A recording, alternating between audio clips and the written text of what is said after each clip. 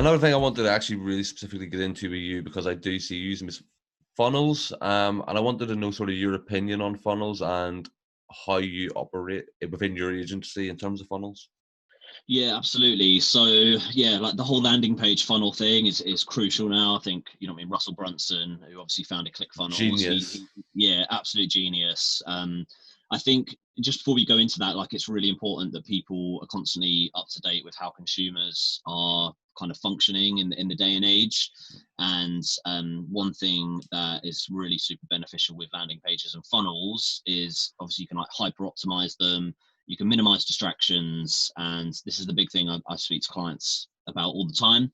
I speak to a lot of people that like send traffic to a website still, and this can be great, but because of mobile phones and, you know what I mean, all these notifications and stuff that we get every day, like the average person's attention span is like a couple of seconds nowadays, and I think it's constantly dropping each year. I was looking online about it the other day.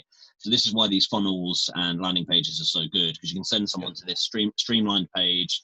It's hyper optimized around the campaign and the messaging, and there'll usually only be one thing that they can do, which is the conversion or the goal that you want them to complete. Whereas you send people to a website, you've got all those different links they can click on, your blog posts. There's just tons of distractions. They might click on your Facebook link and then they're just scrolling through your Facebook profile, and then you'll usually lose that like user, or you lose the traffic, if that makes sense. And I think the way Russell Brunson actually puts it, if you ever watch the funnel hacker videos that come, like the webinars that come with ClickFunnels, I think he says it as a confused mind never buys. So, for example, if you have to go from here to here across a web page, typically how many extra pop-ups do you get when you scroll from left to right across a page and sub-menus and drop-downs? And it's based to sort of take that away. If you can direct someone to a page that has, here's the product, here's the price, here's buy now, that's it. And you've already, the aim of it is obviously you've already warmed them up with content, you've already warmed them up with your ad, you've already then been able to warm them up and actually get them into your funnel, which we want to discuss, but then being able to actually convert them and just drive that traffic directly to that one page and minimize the threat that they can then seep out and get somewhere else and then lose the sale. 100%. Yeah, exactly, man. And even just the messaging and stuff, and this really applies to like SEO and Google Ads. But if someone's searching for a specific keyword or phrase on Google, or even if someone's being grabbed by a specific piece of content, an image, or I don't know, a title on a Facebook ad, if you have that exact messaging on the landing page, you know what I mean, it really resonates with people, and that does actually increase conversions. That's why won't go into too much detail on this today, but with Google Ads, they have the whole quality score thing. Like quality score is like one of the big metrics that Google Ads uses, and it's all about relevance. Like if someone's types a certain keyword and they come onto a page which isn't about that, they're obviously not going to convert because it's just going to be confusing. So it's all about making things like hyper relevant, hyper optimized. So yeah, landing pages and funnels definitely the way to go. And yeah, happy to kind of go more into that kind of funnel thing now if you want. Yeah, because I know obviously within your agency you will, but we'll probably talk about that now first anyway. But something else I wanted to talk about probably down the line here is obviously your personal brand and the side of your agency that is obviously you've got your Facebook group, you've got your mastermind. And sort of I want to talk about that and how you're actually using a funnel for yourself as well as your agency.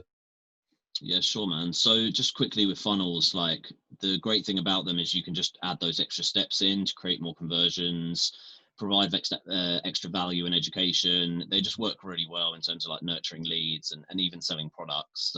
Obviously, if you've ever bought anything off Russell Brunson or seen any of the ClickFunnels actual campaigns live, there's usually like 7 steps you go through where they like give something away for free, then they upsell some cheap products, and you kind of go down this ladder, and that stuff just works so well in this day and age. So one of our clients is actually one of the real estate clients we've got. We offer like a free lead magnet on the first page, and people can download a free list of properties to browse over.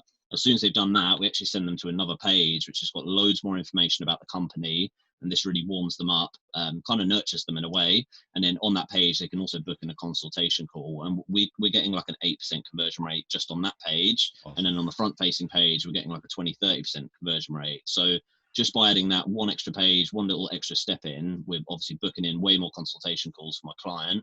And just basically improving the campaign. So yeah, funnels are awesome. That's awesome. Actually, just to build on what you just said there, because we're about to do something similar, and obviously no real stats at the minute, but I project that it's going to significantly increase our actual conversion rate is basically we had a lead magnet just for one of my martial arts clubs. We had a lead magnet going, just a simple membership one, but we were running that anyway. But then obviously they were just going through the typical means of follow up and outreach, just call, email, send them texts, and Facebook. And what we found was we were getting so much traction with content because we put out like 3 pieces of content a day for this club, and we were getting so much traction with content. People were actually getting in contact without clicking through the ad, but the ad was working because they were then coming to him and saying, "Oh, we've seen your ad and we've looked at it and we've seen all the other content, but we just wanted to come to you." And we realized that was skewing with a lot of our figures, and it was really sort of not well, wasn't it? It was good for him, and he understood it was all coming from the ads anyway, but it just didn't look great for the reports every month.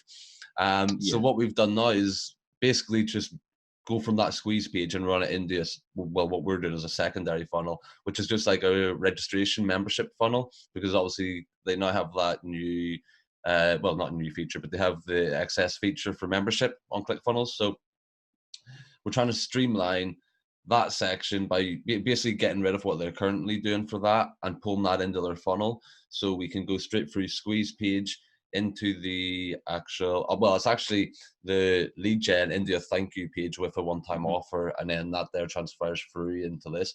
But we can also use it when people come to him and they say, we want to sign up. He gives them that link. It drops them straight into that step in the funnel, and then it still tracks for us. So we still know, and then we can track more. So he wants to know his actual overall conversion rate as well, because he wants to try and narrow in on sales problems that he would be having. So projected, it's going to significantly increase our conversion rate and actually help us keep people in the funnel. Yeah, that's awesome, man. And you made a couple of really good points there as well. I think number one, like you need those like multiple touch points in campaigns, and businesses need multiple touch points on those different channels to really maximize growth in a way. You can't just rely on one channel. And the same applies for like your ads and where you put in your content, but also like your follow-up strategy. Like everyone's different. I use this example all the time, like the way you speak to friends and family. I've got family members that I just speak to on WhatsApp. Some people I FaceTime. I've got family that I speak to on Facebook Messenger, and consumers are the same. People that you're trying to, get into your business are also the same. So it's important to have all those touch points, definitely. And the other thing you mentioned there was the education and the value. Like that is the best way to definitely like lead with a lot of campaigns nowadays. I think people are always looking to be educated and looking for that free value. And something that I say to my clients all the time, a lot of people are still trying to do that booking a consultation call thing, and it's just dead. I just think that strategy is so nearly close to just being completely dead now. Yeah. Because when people see that, they just think, right, you're just going to sell something to me on the phone. Whereas if you provide them with like a free guide on whatever it is, martial arts, real estate, people will download that for free. You've captured their email address. You can educate them on what you provide, and then help turn them into a client. So yeah, a couple of good points there as well. Education of value, and then having all those touch points in there as well.